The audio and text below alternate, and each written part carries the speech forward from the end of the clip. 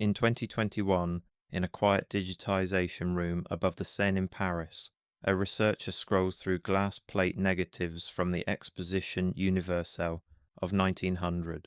Domes rise and vanish on the screen, the palace of electricity, distant pavilions, temporary palaces of plaster and light. The captions repeat the same verdict: ephemeral, demolished, no longer extant. Yet the images tell another story. Under the magnifier, surfaces that should be soft and crude look like carved stone. Ribs, coffers, and lanterns repeating a geometry that appears again in old mosques, Renaissance cathedrals, railway termini, and civic halls on the other side of the world. Dust hangs in the projector beam. The only sound is the low hum of the scanner. One plate carries a faint pencil mark in the margin where a title should be. The label has been rubbed away, leaving only a halo of erased graphite. On the negative itself, a familiar silhouette cuts into the sky, a hemispherical dome crowned with a spike, ringed by smaller cupolas, stitched with early electric lamps that trace its curve like a constellation. Officially, it was a spectacle of modern engineering, built to impress for a single season and then cleared away. Visually, it is the twin of buildings raised centuries earlier in cities that never shared a blueprint or an architect. On another screen, a satellite view of a modern capital loads slowly. The same dome, the same lantern, now housing a parliament chamber. History remembers progress, but forgets what it replaced. The researcher leans closer, listening to the quiet electric buzz in the room. For a second, as the image refreshes, the old fairground dome and the present-day government dome align perfectly, one fading into the other. Then the screen flickers, and the archive returns to silence. Some patterns refuse to explain themselves. On a spring morning in 1874, a traveller enters the Pantheon in Rome. Guidebooks of that decade describe the structure as a marvel of Roman concrete, inviting visitors to stand beneath its vast hemisphere. The official story is simple. Completed under the Emperor Hadrian around 125 CE, the dome remains the largest unreinforced concrete dome in the world. Guides explain the gradation of aggregate, from heavy basalt at the base to volcanic pumice near the crown, a rational solution to weight and stress that engineers still study today. Inside, voices rise and are swallowed again. The floor is cool, a shaft of light falls through the oculus, slowly sliding across marble circles and bronze grilles. The building has served as temple, church, and tomb across nearly 2 millennia. Rainwater drains invisibly through channels cut into the ancient floor, a detail noted by 19th century architects who marvelled at Roman engineering. In the archives, the dates are consistent: ancient structure, continuous use, gradual repair. The mystery is interpretive, not documentary. Why did this particular form, a hemisphere over a circle, become the template for sacred and civic space across continents? The Pantheon's proportions would reappear in Renaissance Florence, in Ottoman Istanbul, in capitals built centuries later by cultures that claim to design from scratch.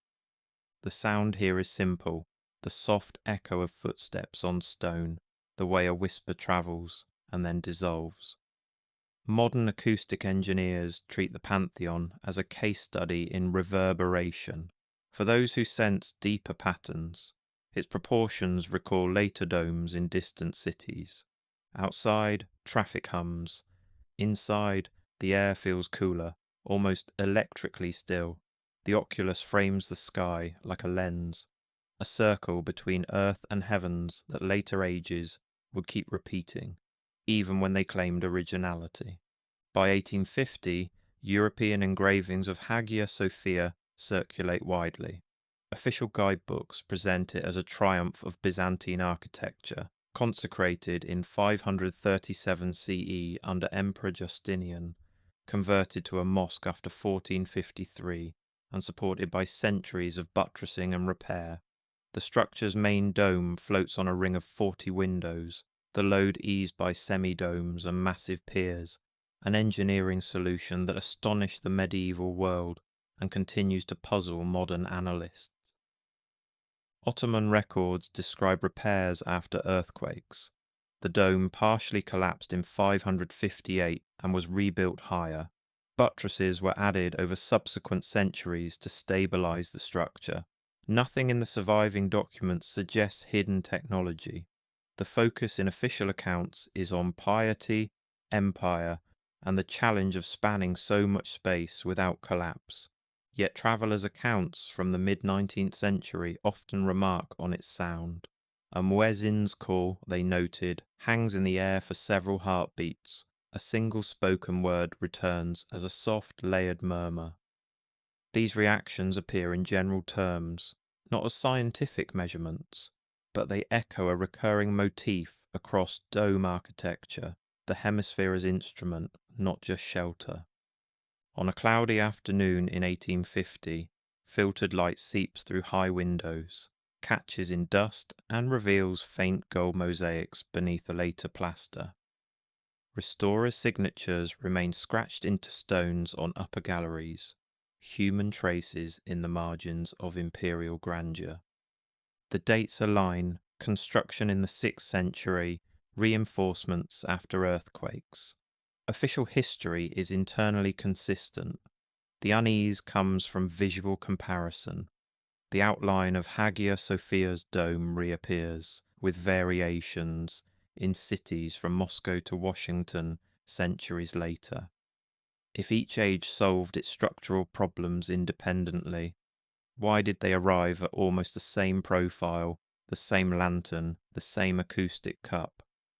By late 1865, the cast-iron dome of the United States Capitol stands essentially complete, towering above Washington.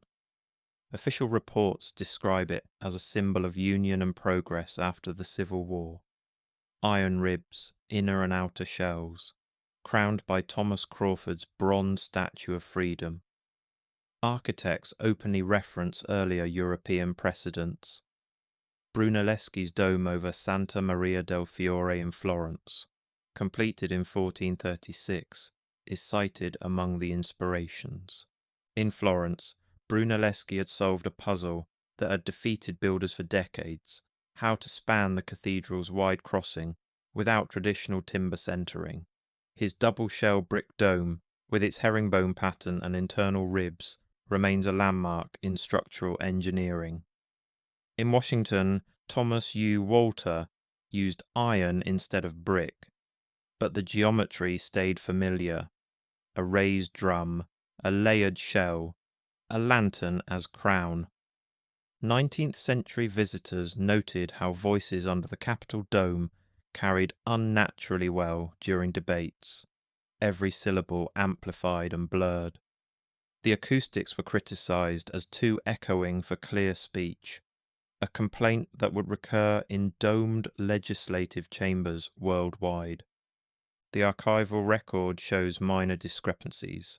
Early photographs sometimes mislabel stages of construction, placing certain scaffolding scenes a year or two before or after written reports. These are the normal ambiguities that archivists correct with cautionary footnotes. What persists is a deeper pattern. A government chooses a dome, not a flat roof or a tower, to house its central chamber. In Florence, the dome shelters liturgy. In Washington, legislation. Feelings of reverence and authority, once reserved for the divine, migrate into secular power. From above, both domes read as circles inscribed on the city grid, collecting sound, attention, and meaning into a single focal point. By 1890, St. Paul's Cathedral's Whispering Gallery has become a tourist attraction. Guidebooks of the period explain the physics: a circular gallery beneath the dome that carries faint sounds along its curved surface. For visitors climbing the damp stone steps that year, the air grows cooler as they ascend. Reaching the gallery, they test the claim. One person whispers against the wall, another, far away, hears the words clearly. The documented explanation relies on known acoustics, sound waves hugging the curved masonry. Early popular science articles use St. Paul's as a familiar example of this phenomenon, later formalized mathematically by Lord Rayleigh and others. In the cathedral's own records, the feature is described without mysticism. It is a curiosity, an unintended consequence of Christopher Wren's geometry. Yet to those who have visited domed mosques in Istanbul, basilicas in Rome, and smaller civic halls across Europe, the effect feels strangely familiar, the same low-frequency resonance, the same lingering echo. Acoustic engineers in the late 19th century begin to measure reverberation times. St. Paul's becomes one of several case studies. Their notes confirm that domes exaggerate certain frequencies and suppress others. There is no archival contradiction in the dates. St. Paul's dome was completed in 1710. The whispering effect was noticed and reported soon after. The tension lies elsewhere, in the repetition of similar acoustic oddities wherever large domes rise, whether or not designers claim to calculate them. Outside, London rain taps on stone. Inside, under the dome, there is a sense of being enclosed within an ear.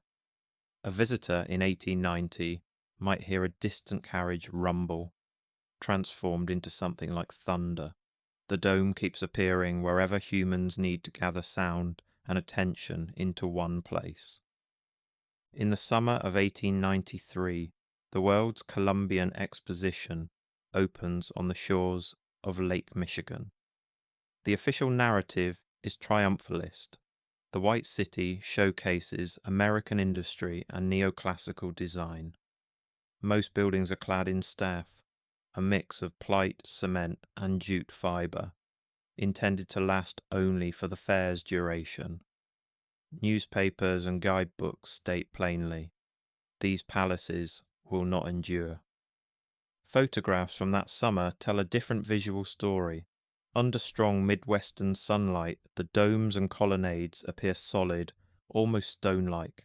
The great manufactures and liberal arts building, designed by George B. Post and covering over 30 acres, featured arched trusses and a vast interior space. Other pavilions crowned with cupolas, echo Roman basilicas, and Renaissance churches. Visitors reported being overwhelmed by the scale, describing how the structures rose over artificial lagoons like a dream of antiquity rebuilt in the New World. The archival record is largely consistent. Engineering journals describe steel framing and lightweight cladding. After the fair, most structures were demolished or destroyed by fire.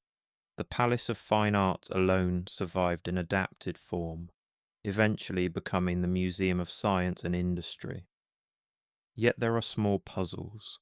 Photographs catalogued decades later sometimes carry only vague dates, their captions conflicting about which building is which, as similar dome profiles repeated across the fairgrounds.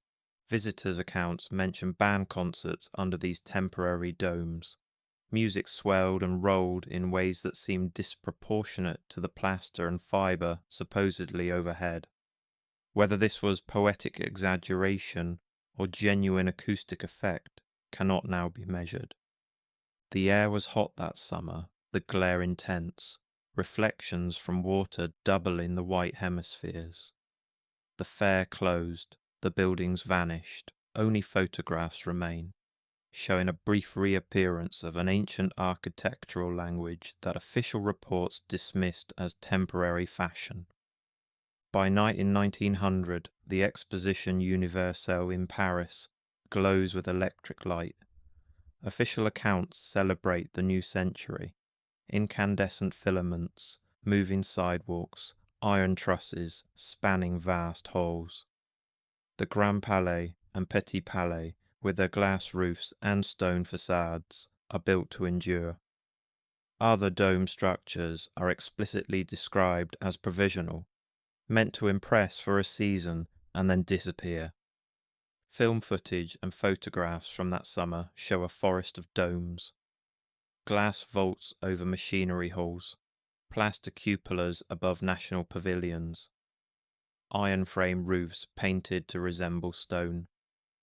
Exhibition catalogues list these buildings by function rather than geometry, yet when later archivists arrange the images by skyline, an uncanny repetition emerges. The silhouettes could be rearranged into another city entirely and still feel architecturally coherent. In the archives, the dates align, construction rushed before opening day, dismantling or reuse afterward. Minor inconsistencies in captions are typical of large events, a dome misidentified as belonging to one pavilion when plans show it on another. These errors are corrected in later scholarship.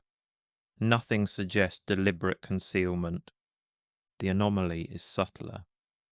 Visitors in 1900 were told to see novelty, yet the forms drew deeply on centuries of domed sacred and civic architecture. A visitor standing on the Pont Alexandre III might have looked across the river at exhibition domes. The dome of Les Invalides, the distant silhouette of the Pantheon, lined up like instruments awaiting a conductor. The sound that year was the hum of generators, the buzz of early arc lamps, the murmur of international crowds. Reports mention the strange quality of the night air, lit yet hazy, dust and steam catching the electric glow.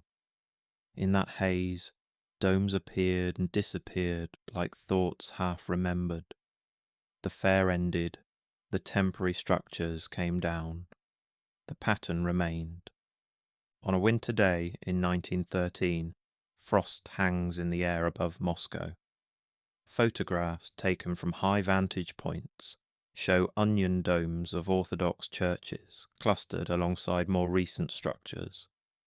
Western-influenced domes on banks, museums, and government buildings. Architectural histories of the period describe this mixture as eclecticism, Russian forms mingling with Renaissance and Baroque, imports brought by foreign architects in earlier centuries. The records are mostly coherent.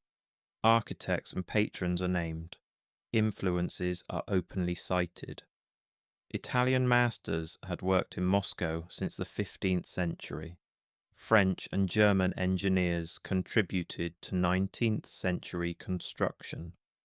Yet when one compares section drawings of these newer domes with those of distant capitals and courthouses, in North America, in British India, in continental Europe, similar proportional relationships repeat. The ratio of drum height to dome radius falls within narrow ranges. Lanterns and finials focus the silhouette in consistent ways. Foreign visitors in the 1910s sometimes wrote of feeling an odd familiarity despite never having seen Russia before. The skyline, one English traveller remarked in general terms, reminded him of Rome and of no place in particular simultaneously. This is not evidence of conspiracy. It is evidence of a shared architectural vocabulary that transcends politics and geography. Snow muffles the city sound that winter morning. Church bells, however, travel cleanly under the dome-filled sky, their overtones interacting in complex acoustic patterns. Modern software can model such interference. Earlier observers simply described it as a chorus or a metallic sea. There is no clear archival contradiction about construction dates. What remains unexplained is the speed of the pattern spread. Within a few decades from the late 19th to early 20th century, domed public buildings rose in cities linked by rail and telegraph, a synchronization that official history attributes to fashion. though the skylines suggest something more systematic. In the late 1890s, Wallace Clement Sabine, a young physicist at Harvard, begins a series of experiments that will define modern architectural acoustics. Working in lecture halls and performance spaces, some with domed or vaulted ceilings, he times how long it takes for sound to decay to inaudibility. His measurements, conducted with organ pipes and a stopwatch in darkened rooms, lead to formulas relating volume, surface area, and absorption, the foundation of acoustic engineering. Contemporary accounts describe his frustration with overly reverberant halls where speech blurs into unintelligible noise. The new Fogg Art Museum lecture hall at Harvard had been declared a failure. Sabine was asked to fix it. He responded by adding absorptive materials, testing each modification, building a quantitative science from what had been intuition and craft. Domes, in Sabine's framework, are not mystical objects. They are surfaces that either help or hinder acoustic clarity, depending on their shape, size, and the materials that line them. His laboratory notes and subsequent publications are straightforward in their dates and methods. There is no secrecy, only the slow emergence of a new discipline. Yet behind the formulas lies a tacit acknowledgement. For centuries, builders had produced specific acoustic effects without this mathematics. Cathedral architects, mosque designers, and theatre builders relied on tradition, proportion, and accumulated trial. When later researchers applied Sabine's reverberation equations backward, calculating the acoustic properties of ancient domed spaces, the results often landed close to ideal ranges for chant and speech. The sound motif here is the measured decay of a handclap, the lingering chord of a pipe organ in an empty hall. Whether the alignment between ancient intuition and modern measurement represents coincidence, accumulated craft, or evidence of deliberate acoustic design remains something the documents cannot decide. At the start of the 20th century, inventors dream of using the atmosphere itself as a medium for power and communication. In 1901, on Long Island, Nikola Tesla begins construction of Wardenclyffe Tower, designed for wireless telegraphy, and, according to Tesla's more ambitious claims, the transmission of electrical power without wires. The tower's most distinctive feature is its large mushroom-shaped cupola, a conductive terminal intended to interact with the Earth's electrical field. Engineering journals of the period debate feasibility. J.P. Morgan provides initial funding. When commercial wireless telegraphy proves viable through simpler means, the funding dries up. The tower is never completed to Tesla's specifications. In 1917, it is demolished, its lumber sold to pay debts. Photographs survive showing the distinctive dome-like terminal against the Long Island sky. What connects this scene to the broader history of domes is not a secret blueprint, but a visual rhyme. Long before Wardenclyffe, dome churches and capitals had been crowned with metal finials and crosses, often connected to internal ironwork. After Benjamin Franklin demonstrated the lightning rod in the mid-18th century, many of these finials were explicitly bonded to ground for protection against strikes. The speculative interpretation emerges later in our own century. Some alternative researchers look at historic skylines, domes capped with metal points, arrayed along hills and waterways, and see not just ornament or safety devices, but a loose network of atmospheric interfaces. Official history calls them decorative elements and practical protection. The alternative reading sees possible resonators and collectors, tuned by geometry and height. On stormy evenings, thunder rolls over city domes, while telegraph wires vibrate in the wind. The physics of atmospheric electricity is well understood. What earlier builders thought about such forces, if they thought about them at all, remains undocumented. By the early 20th century, domes have migrated into industrial districts. Gas holders, cylindrical tanks storing coal gas for urban lighting and heating, often feature gently curved tops to manage internal pressure and structural loads. Power stations use vaulted or dome roofs to span turbine halls without internal columns. Engineering texts document these choices with stress calculations and material specifications. On a foggy morning around 1905, a photographer captures a gasworks complex somewhere in industrial Europe. A row of cylindrical tanks, one with a rounded cap, chimneys rising behind. In the distance, through the haze, church domes and civic buildings punctuate the skyline. The archive labels such images simply gasworks, circa 1905, often without precise location or date. The official reasoning for these industrial forms is utilitarian. Curved surfaces distribute force evenly, reducing material requirements. Domes and vaults shed rain and snow efficiently. Industrial structures rarely receive the symbolic language granted to religious or civic buildings, yet structurally they share the same geometric logic.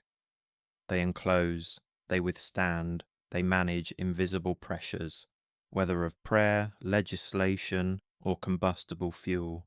Workers' testimonies, preserved in oral histories and factory reports, mention the sound inside such structures, the thrum of engines overwhelming speech, the way certain frequencies seem to make the roof itself vibrate, whether the curved ceiling amplifies or merely reflects these vibrations is an engineering question. For those who worked inside, the experience was physical, felt in the chest. Today, some of these gasometers have been converted into housing, offices, or concert venues. The industrial dome passes into the cultural realm, another iteration of the pattern. The same geometry that once held pressurized gas now holds audiences and performances, while the original engineering diagrams sit quietly in technical archives, their purposes transformed but their shapes preserved. Imagine a cartographer in 1910, working in a European planning office, tracing city maps onto transparent overlays. His task is administrative. Compare street networks, update property boundaries, mark infrastructure. As he layers plans of Vienna, Rome, Washington, Calcutta, and other capitals, certain marks keep appearing. Circles indicating domed buildings, cathedrals, museums, legislative chambers, railway termini. The official purposes for these domes differ, but their placement follows similar logic. At geometric centres, on elevated ground, near river crossings and major intersections. Urban planning literature of the period emphasises monumentality and sightlines. Domes create recognisable landmarks visible from multiple approaches, orienting citizens and visitors alike. The records are mundane, construction dates are documented, building functions are clear. There is no secret correspondence linking distant cities. Yet when modern researchers overlay city layouts digitally, they notice patterns that our imaginary cartographer might have glimpsed in 2 dimensions. A loose global constellation of hemispheres, rising at similar historical moments between the mid-19th and early 20th centuries. Just as railways and telegraph lines wove the world together, the sound in this chapter is abstracted. Church bells in one city, factory whistles in another, parliamentary debates in a third, all radiating from beneath domes at appointed hours, structuring daily rhythms across time zones. The environmental detail is mundane. Thin dust on the map table, the scratch of pen on tracing paper, morning light through office windows. Speculative interpreters suggest these domes form an architectural grid, a network of resonant centres. Official urban history describes them as monuments of nation building and imperial ambition. The verifiable data are positions, dimensions, and dates. What we make of the repetition remains an open question that the archive poses but does not answer. After the World Wars, many domed buildings lie in ruins. Some are painstakingly restored using surviving plans. Others are demolished and replaced with flat-roof modernist structures. In archives across Europe, curators sort through boxes of charred drawings and water-damaged photographs, deciding what to preserve. The reasons for loss are documented: bombing damage, structural instability, change in architectural tastes, new functional demands. Reports list domes beyond repair, recommend replacement with simpler roofs. In some cases, destruction is photographed. In others, only brief administrative notes remain. The contradiction, where it exists, is not in dates but in priorities. A dome that once defined a neighbourhood can disappear into a line item. Meanwhile, the nearby cathedral or Parliament dome is rebuilt at enormous cost, the profile preserved like a civic logo. Human traces surface in marginalia. A restorer's signature at the bottom of a reconstruction drawing. A note in city council minutes praising the re-emergence of a familiar skyline. The sound motif is absence, the quiet where a bell tower once rang, the changed acoustics when a vast curved roof no longer reflects urban noise. For researchers seeking to understand the pattern, the post-war decades are difficult terrain. Many original drawings were destroyed, photographs survive with vague captions. In seeing which domes were rebuilt at any cost and which were allowed to vanish, we glimpse a hierarchy of meaning that official records rarely articulate. On a clear evening in 2024, drone footage of a European capital shows what tourists see daily without comment: a skyline punctuated by domes. Cathedral, Parliament, museum, converted gasometer, all marked by hemispheres catching the last light. Official guide apps describe them in familiar terms: iconic, historic, Baroque, neoclassical, industrial heritage. Acoustic consultants tune interiors with software, adding panels inside those same shells. Lightning protection systems link metallic crowns to buried grounding rods. Satellites pass overhead, indifferent to the architecture below. The archive for this moment is live and digital. Floor plans exist in municipal databases. Building histories fill scanned books. Dates are precise. Errors are quickly corrected. More is documented than ever before. And yet a simple question remains: why did so many cultures, across so many centuries, choose roughly the same form to mark their centres of power, worship, and energy? Structural efficiency explains part of it. Symbolism accounts for another part. The rest lies in lived experience, the way sound gathers, light falls, and a curved shell makes enclosed space feel like a world unto itself. The closing sound is low, almost inaudible. Traffic, ventilation, distant bells. The evening air cools. Lights flicker on inside domes as sky darkens. Some see in this global repetition the fossil of forgotten knowledge, a resonance-based architecture whose purposes are records no longer fully described. Official history names styles and dates without confirming or denying deeper patterns. The camera pulls back. Domes shrink to points on a glowing map. The image ends mid-frame, just as city lights form a pattern that looks almost intentional. Whether it is only our pattern-seeking minds or the faint memory of an erased design, the archive cannot say, but the skyline keeps asking.